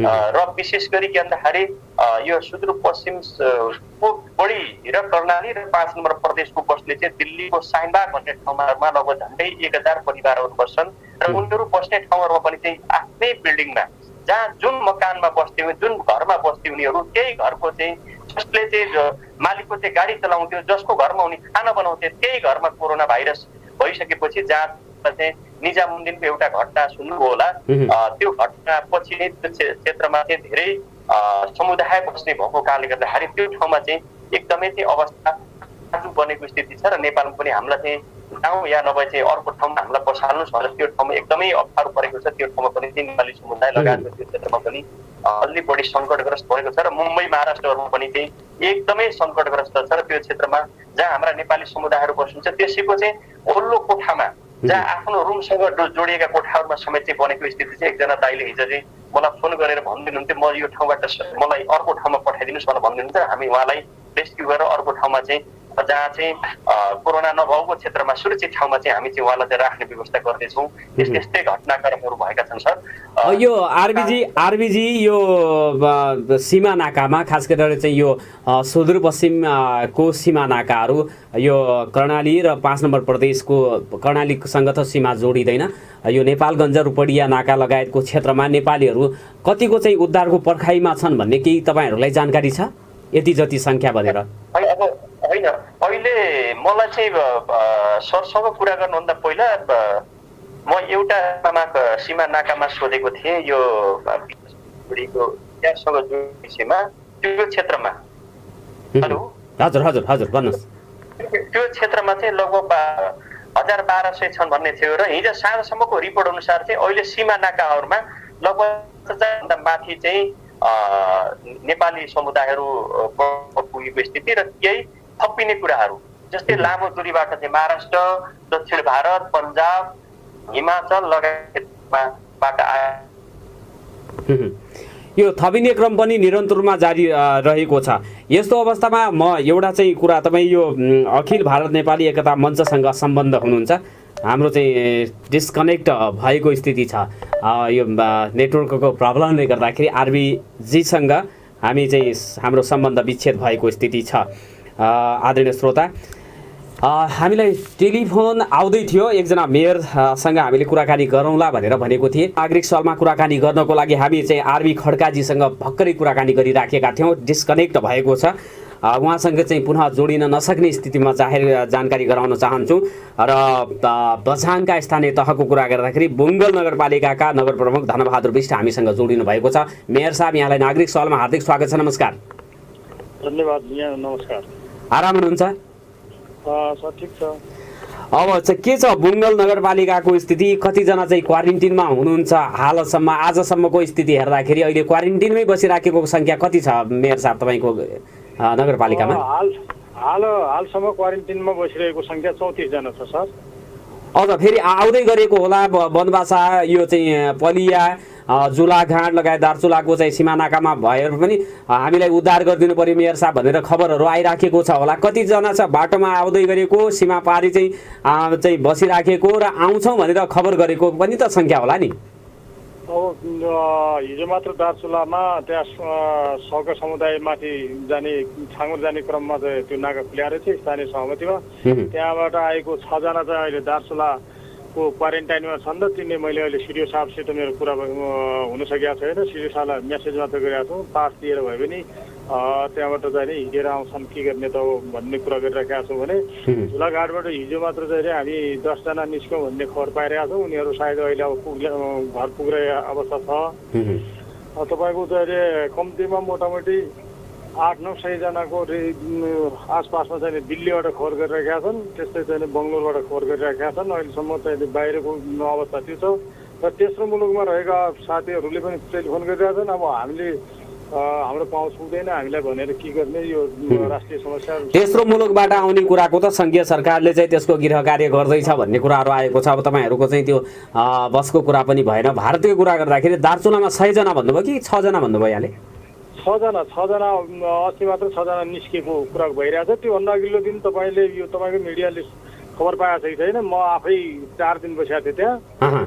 त्यो बेला आएको त्यो 4 दिन बसेर 5औं दिनमा चाहिँ स्थानीय स्तरमा हाम्रो सहमति भएर निस्केको चाहिँ 334 जना चाहिँ त्यहाँबाट निस्केको थियो र मेरो 60 जना उता झुलाघाटबाट निस्केर तपाईँको 400 जना भनौँ न त मोटामोटी 400। पहिलो लटको त तपाईँहरूले 21 दिन पुरा गरेर घर पठाइसक्नुभयो नि होइन? पहिलो हामी कहाँ टोटल चाहिँ 572 जनाको आरडिटी परीक्षण गरेर घर गइसकेका छन्। 64 जना स्वाब परीक्षण गरेर गइसकेका छन् र 34 जना हालसम्म चाहिँ क्वारेन्टाइनमा बसेका छन्। 19 ठाउँमा हामीले क्वारेन्टाइन चलाएका थियौँ र अहिले चाहिँ 3 ठाउँमा क्वारेन्टाइन अहिले पनि चलिरहेको छ। भने चाहिँ अझै हजार जना त तपाईँको दिल्लीबाटै आउने चाहिँ क्रममा रहेको। यो सँगसँगै चाहिँ कति जति यो यही क्रममा आउलान् क्वारेन्टिनमा बसाउनको लागि हामीले त्यसको लागि तयारी गर्नुपर्छ भनेर त तयारी त गर्दै हुनुहुन्छ होला। कति जति आउलान् भन्ने आकलन मोटामोटी चाहिँ के छ तथ्याङ्क तपाईँसँग? अब हामीसितको चाहिँ प्रत्येक वार्डबाट दिएको लिस्टको आधारले हेर्ने हो भने त हामी क्वारेन्टाइनमा ठेक्न सक्ने अवस्था छैन। किनभने हाम्रो यो 40-42 हजार जनसङ्ख्या छ। यसको चाहिँ करिब 40% चाहिँ बाहिर छ। अनुमान गरेको त्यही अहिलेको तत्कालै चाहिँ यस्तै महामारी छ। उनीहरू चाहिँ डरेर पनि भनौँ न त त्यहाँ सुरक्षित अवस्थामा इन्डियामा जसको सुरक्षित जागिर भएका सरकारी जागिर भएका तिनीहरू पनि डरेर चाहिँ सबै घर आउन खोजिरहेछन्।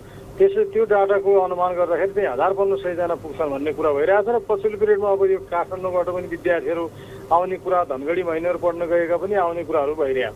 अब त्यस्तो भयो भने सक्नुहुन्छ त क्वारेन्टिनमा राख्न, व्यवस्थापन गर्न?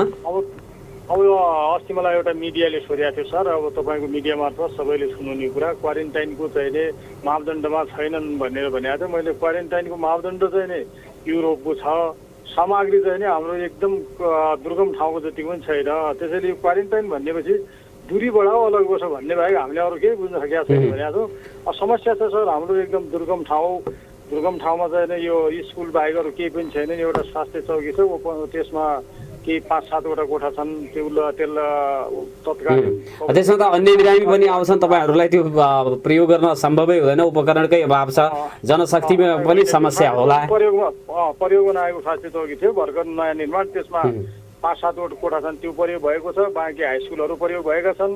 अब त्यही हाई स्कुलमा भएका टोयलेटहरू प्रयोग गरेका छौँ। त्यहाँ चाहिँ पानी टुटफुट भएको मर्मत गरेर त्यही व्यवस्थापन गरेका छौँ। सामान्य फिल्टर काहीँ त फिल्टर पनि पुर्याउन सकेका छैनौँ, काहीँ चाहिँ फिल्टर बाल्टी पुर्याउन सकेका छौँ। अब हाम्रो त यहाँ लकडाउन भइसकेपछि सबै सामान चाहिँ धनगढीबाट आउँछ, महेन्द्रनगरबाट आउँछ। यहाँ चाहिँ बजारमा केही पनि मिल्दैन। पहिलो लटमा गौरी फन्डबाट आएको चाहिँ 52 जनालाई मेन्टेन गर्दाखेरि हाम्रो यहाँ बजारमा भएको सामान्य कमल भनेपछि दाल चामल पाउन पनि गाह्रो छ तपाईँको स्थानीय बजारमा? एकदम गाह्रो छ, एकदम गाह्रो छ। त्यसको लागि जस्तो खाद्यान्नको जो पनि धनगढी महेन्द्रनगरबाटै गर्नुपर्ने स्थिति चाहिँ देखियो। सबै त्यहीबाट गर्नुपर्छ। हामीले यो चामल चाहिँ नि तलैबाट सबै मगाइराखेका छौँ। जस्तो यो दार्चुलामा 6 जना या त दार्चुलाको क्वारेन्टिनमा बसाउनु पर्यो, हिँडेर आउनुहोस् भनेर भन्न त मिल्दैन होला नि मेयर सर? मिल्दै हिँडेर आऊ भन्न त मिलेन सर, तर त्यहाँ एउटा के या त सानो गाडी पठाउनु पर्यो तपाईँहरूले। सुन्नुहोस्, त्यस कुरा के हो भने गरिब मान्छेले चाहिँ नि धेरै डिजाइन गर्ने रहेछ आफ्नो पैसा कसरी बचाउने भनेर। पैसा भएको मान्छेलाई त्यो बारेमा थाहा नहुँदो रहेछ। दार्चुलाबाट तपाईँको चाहिँ नि बुङल गाडीमा आउँदाखेरि 6 जनाले 25,000 रुपियाँ तिर्नु परिरहेछ होइन। ऊ 6 जनाले तिर्नु 25 पनि हाम्रै खर्च हो, नगरपालिकाले तिर्नु 25 पनि हाम्रै खर्च हो। त्योभन्दा त्यहाँबाट गणनासम्म चाहिँ 4-5 हजारमा आउन पाइयो भने गणनाबाट 2-3 घन्टामा घर पुग्ने अवस्था छ कि सर। त्यसैले त्यस्तो म्यानेज गर्न खोजिया हो।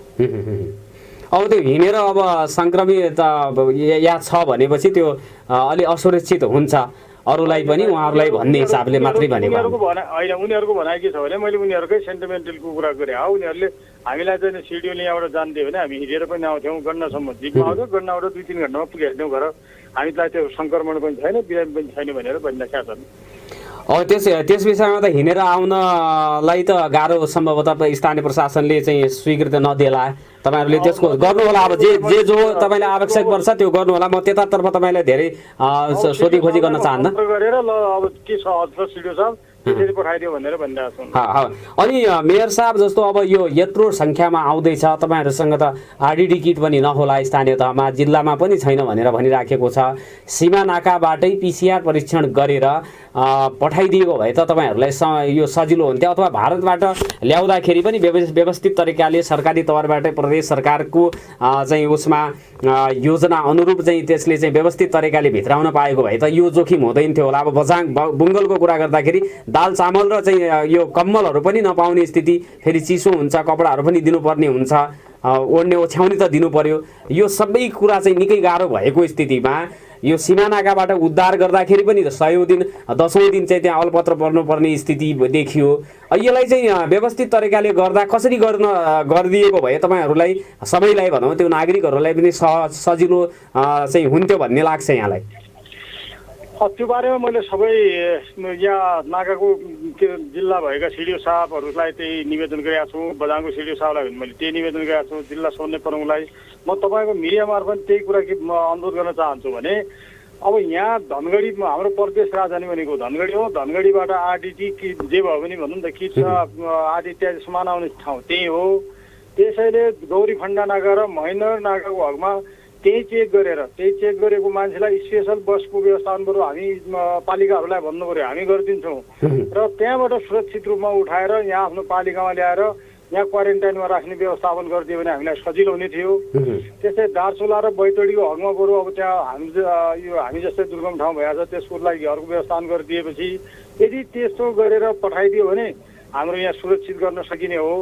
त्यसरी चाहिँ किट्स प्रयोग भएका छैन, त्यहाँ चेकअप भएका छैन भनेपछि त्यहाँबाट ल्याउँदा त यहाँ चाहिँ एकदम अन्यल छ सर। मैले त भोगिसकेँ अस्ति चाहिँ 392 जना राख्दा हेर्नुहोस् 12 जना चाहिँ किच उसले आरडिटीमा चाहिँ पोजिटिभ देखायो। पोजिटिभ देखाउने बित्तिकै यहाँ सन्तास आयो, मान्छेहरू काम गर्ने गराउने सारा मान्छे अन्यल भएर मलाई त बुङ्गलको मेयरले कोरोना घरायो भनेर सारा फेसबुक नेटमा हालेर मान्छेले तनाव दिए।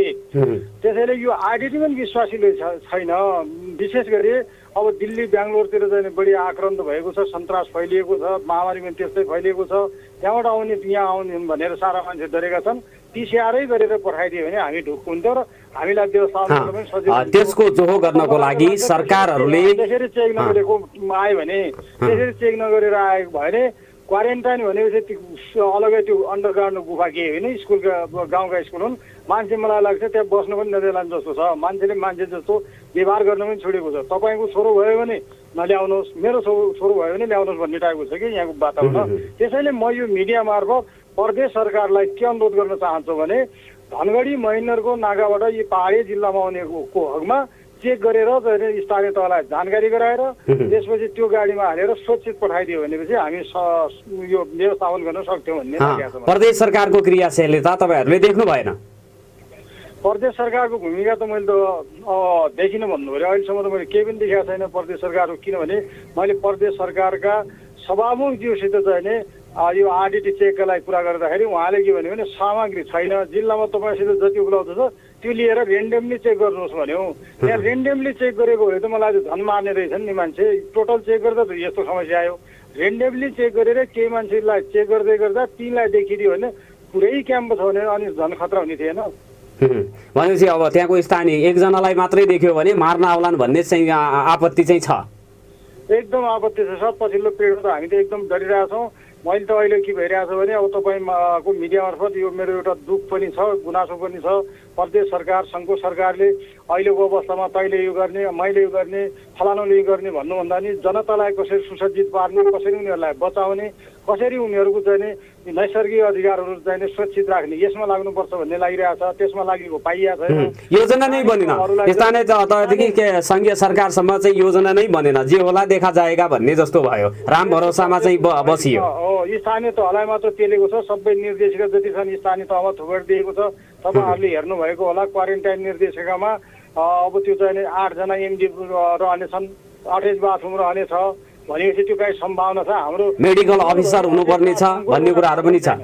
अब तपाईँको गाउँ नगरपालिकामै मेडिकल अफिसर छैनन् होला एकजना पनि। मेडिकल केही पनि छैन। यो नाम मात्रको नगरपालिका हो। तपाईँको चाहिँ साबिक हवस्, उहाँसँग डिस्कनेक्ट भएको छ। बझाङमा चाहिँ फोन काटिन्छ। फोन गर्दा गर्दै हामी भीम सिंहजीसँग कुराकानी गर्नेछौँ र समय रह्यो भने आरबी खड्काजीसँग अन्तमा एउटा चाहिँ प्रश्न गर्नुपर्ने छ। उहाँले पनि प्रयास गरिराख्नु भएको छ। भीमजी, यहाँलाई नागरिक सभामा हार्दिक स्वागत छ। नमस्कार। हजुर, धन्यवाद सर। नमस्कार हजुर। हजुर, भीमजी चाहिँ के भन्न चाहनुहुन्छ? तपाईँ पलियामा राति 3 बजे पनि फोन गर्दै हुनुहुन्थ्यो त्यहाँको भारतीय नम्बरबाट। मलाई के छ अवस्था? हाम्रो हालखबर अब हिजो राति हामी 3 बजे यहाँबाट करिब 3:15 बजे हामी यहाँबाट पलिया जिल्ला पञ्चायत पालिका इन्टर कलेज पलियाभित्र इन्ट्री गर्यौँ होइन। कहाँदेखि आउनु भएको? हामी मुम्बईबाट आउनुभएको हजुर। मुम्बईबाट आएका हौँ। कतिजना हुनुहुन्छ अहिले? हाम्रो ग्रुप चाहिँ 38 जनाको थियो। हजुर, भन्नुहोस्। हेलो भीमजी।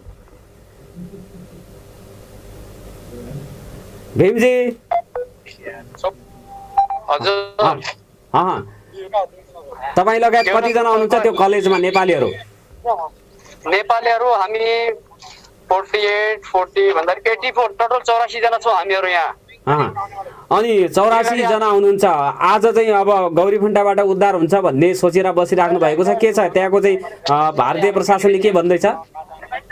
हजुर, भारतीय प्रशासनले चाहिँ अब हामीले लिस्ट बनाइसकेको छु, नाम टिपोट गरिसकेका छु यतातिर होइन।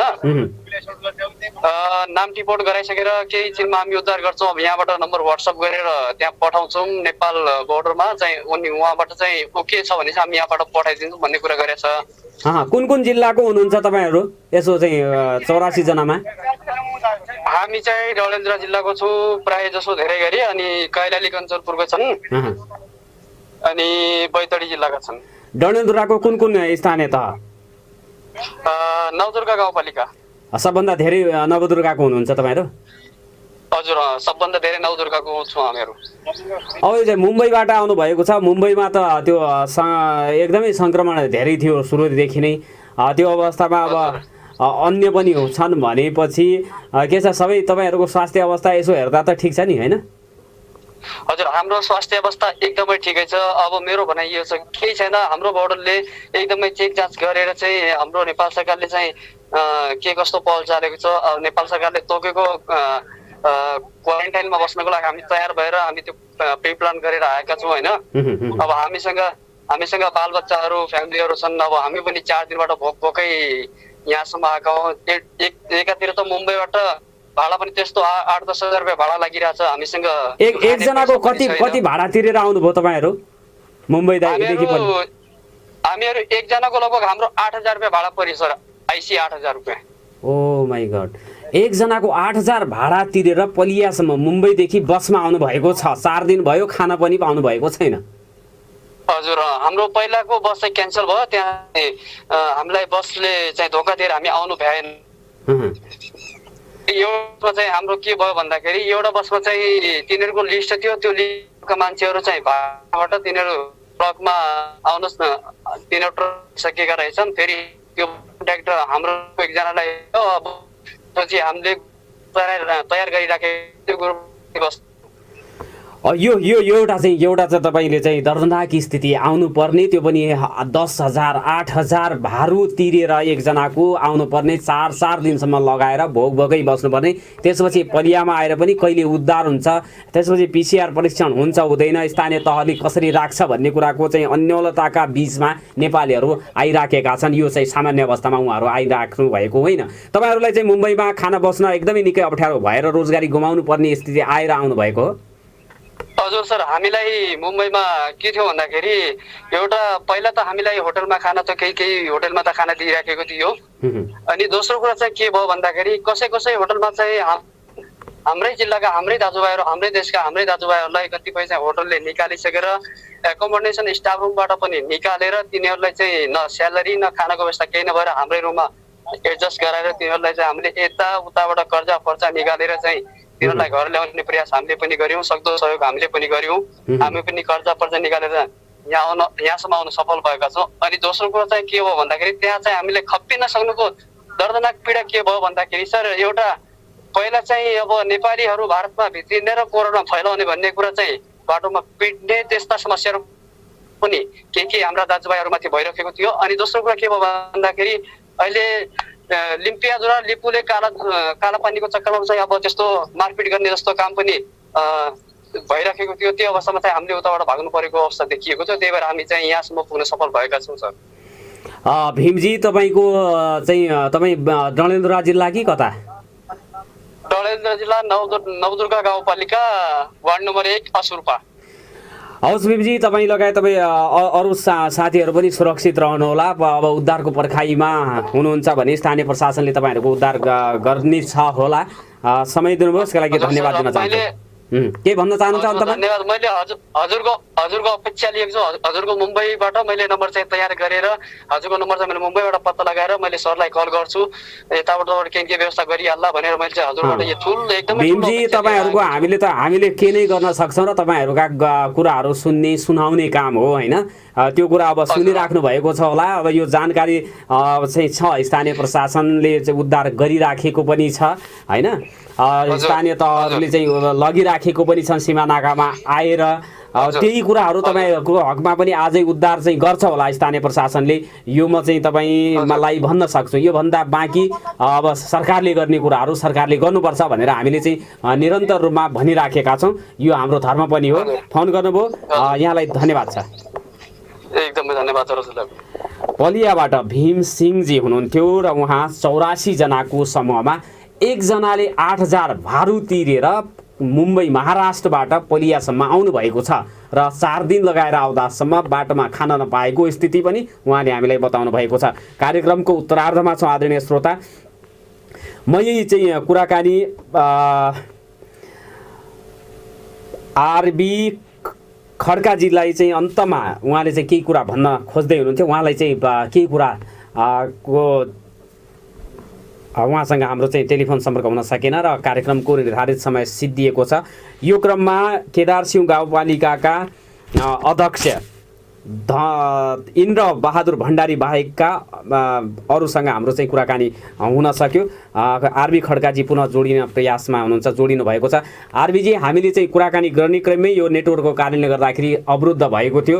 अन्तमा यो चाहिँ तपाईँहरू राजनीतिक रूपले पनि क्रियाशील हुनुहुन्छ र यो मामलामा भारतमा तपाईँ जस्ता विभिन्न सङ्घ संस्थाहरूमा आबद्धहरूले हामी नेपालीहरूको चाहिँ सहयोग उद्धार गर्ने कुरामा चाहिँ केही पनि चासो देखाएनन् भनेर चाहिँ गुनासाहरू आएका थिए। मैले यो एक महिना लामो नै यो चाहिँ प्रवासी नेपालीहरूसँग हरेक दिन जसो चाहिँ यही कार्यक्रमबाट कुराकानी गरेको छु र अहिले पनि जस्तो उपचारको क्रममा रहेका घुम्न गएकाहरूको स्थिति चाहिँ दिल्लीमा चाहिँ धेरै रहेको स्थिति छ। उहाँहरूले चाहिँ हाम्रो उद्धार कसरी गर्ने, कसले गर्देला भनेर भनिराख्नु भएको स्थिति छ। दिल्लीमै उपचारको क्रममा गएका घुम्नको लागि सपरिवार गएकाहरूलाई तपाईँले केही गरिकन चाहिँ त्यहाँबाट चाहिँ उद्धार गर्न सक्ने चाहिँ त्यस्तो केही छ अवस्था? दिल्ली मात्र उपचार दिल्ली एनसीआरमा नभए महाराष्ट्रको चाहिँ टाटा, त्यसपछि चाहिँ बेङ्गलोर र पन्जाबमा पनि चाहिँ उपचारको सिलसिलामा नेपाली समुदायहरू आउनुभएको छ र यसको सङ्ख्या हामीसँग लगभग चाहिँ 1000 पद्धति हुन्छ र 1500 बिरामीको साथमा छ परिवार आछन्। र अर्को कुरा मुख्य म कुरा चाहन्छु भने लिम्पुवा नेपाल भूभाग हो र भारत जुन खालको हस्तक्षेप गरेको छ यसको क्रममा के भन्दा राष्ट्रिय र फेरि जोडिएका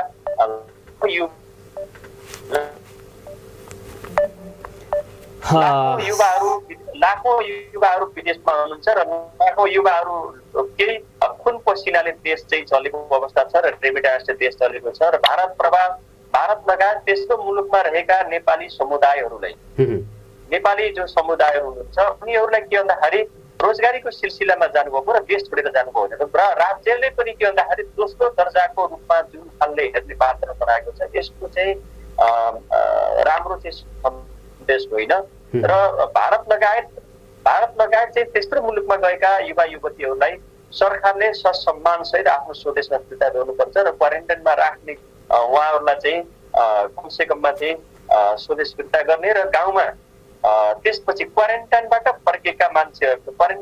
फर्केका नेपाली समुदायहरूलाई फेरि गाउँमा चाहिँ जनसम्बन्धसँग जोड्ने र उसमा चाहिँ र क्वारेन्टिनबाट चाहिँ बिदा गर्नु पूर्व अनिवार्य रूपमा PCR परीक्षण पनि गरिहाल्नु पर्ने एउटा अनिवार्यता यो पनि हो। यसलाई पनि चाहिँ सरकारले अर्को चाहिँ हाम्रो यो मिडिया मार्फत के भन्दाखेरि गौरीफन्टा र सिन्धोली नाका र वीरगञ्ज र बनबासा बोर्डरहरूमा कतिपय ठाउँहरूमा नेपाली समुदायहरूले र केही प्रशासनहरूले नेपाली केही टिमहरूलाई खेतको बाटो चाहिँ बिना टेस्ट गरेर उनीहरूलाई चाहिँ गाउँमा चाहिँ हुल्ने काम भएको छ। यसलाई चाहिँ कमसे कममा मापदण्ड बनाएर नेपाल सरकार र प्रदेश सरकारहरू र जिल्ला र स्थानीय तहहरूले एउटा सिस्टमेटिक ढङ्गबाट एउटा बोर्डरबाट कति नेपालीलाई चाहिँ गर्न सकिन्छ त्यसलाई चाहिँ एउटा मापदण्ड बनाएर चाहिँ गरौँ र भद्रगोल खालले चाहिँ स्वदेशमा पनि फेरि लाने खालको वातावरण गर्नुहुन्न। त्यो भएको कारणले गर्दाखेरि यो विषयलाई चाहिँ अलिक विशेष ढङ्गले चाहिँ लानुपर्छ र यो विषयलाई विशेष गरी के भन्दाखेरि कालापानी लिपुलेखमा जुन सरकारले लिएको अडान छ र नेपाली जनताले लिएको अडान छ भारत लगायत तेस्रो मुलुकमा बस्ने युवा युवतीहरूको जुन खालको राष्ट्रप्रतिको हाम्रो पनि हामी लगायत सबैको राष्ट्रप्रतिको जुन प्रेम छ यो प्रेमलाई के भन्दाखेरि पहिले पनि सरकारले चाहिँ गलत खालले चाहिँ निर्णय नगरोस् र यसलाई चाहिँ आफ्नो भूमिलाई चाहिँ फिर्ता गर्नुपर्छ र जति ठुला चाहिँ बरु चाहिँ लडाइँहरू लड्न परे पनि चाहिँ हामी युवाहरू पनि तयार छौँ यो विषयलाई चाहिँ अगाडि बढाउनु। तर अर्को कुरा महत्त्वपूर्ण कुरा के छ भन्दाखेरि जुन खालमा चाहिँ सीमावर्ती क्षेत्रमा चाहिँ धेरै स्कुलहरू धेरै कलेजहरू छन् र त्यो एरियाहरूलाई कमसेकम क्वारेन्टाइन बनाएर राख्ने उनीहरूलाई चाहिँ कमसेकम त्यहाँ स्वास्थ्य परीक्षण गर्न चाहिँ उनको चाहिँ क्वारेन्टाइनको एउटा मापदण्ड पुरा गरेर जाने खालको वातावरण गर्ने। नेपालमा यति ठुला चाहिँ पार्टीका चाहिँ कार्यकर्ताहरू छन्, नेपालमा सेना पुलिसहरू छ, स्वास्थ्य कर्मीहरू छन् लगायत सम्पूर्ण टिमलाई यिनीहरूलाई के भन्दाखेरि कमसे कममा पनि यिनीहरूलाई चाहिँ काममा लगाएर र अहिलेको यो भोलिन्टियरको रूपमा एउटा चाहिँ स्वयंसेवक जस्तो बनाएर पनि परिचालन गर्न सकिन्छ।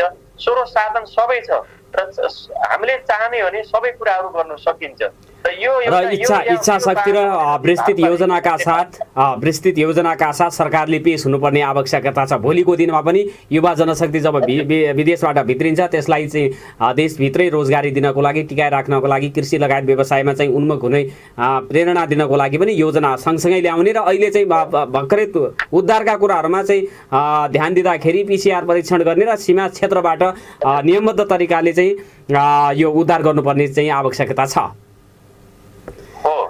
त्यो भएको कारणले गर्दा अर्को कुरा के भन्दाखेरि सरकारले चाहिँ यो या त्यो बाना भनेर चाहिँ भारतमा लगायत तेस्रो मुलुकमा बस्ने नेपालीहरूको चाहिँ खुन पसिना त चलेको छ, भोट चल्छ, नोटहरू चल्छ, अनि यो सङ्कटको बेलामा चाहिँ के दोस्रो दर्जाको रूपमा चाहिँ नेपाली नागरिकलाई हेर्ने हो त? यो एउटा दुःखको कुरा हो। सबैले ससम्मान सहित आफ्नो देशमा फिर्न 5 लाखभन्दा माथि नेपालीहरूको अब चाहिँ रोजगार खोसिएको छ, उनीहरू तत्काल नेपाल आउन चाहन्छन् के? हवस् आरबीजी, हाम्रो निर्धारित समय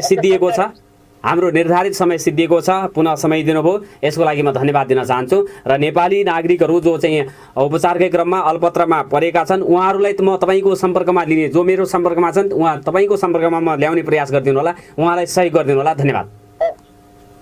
हुन्छ, धन्यवाद सर।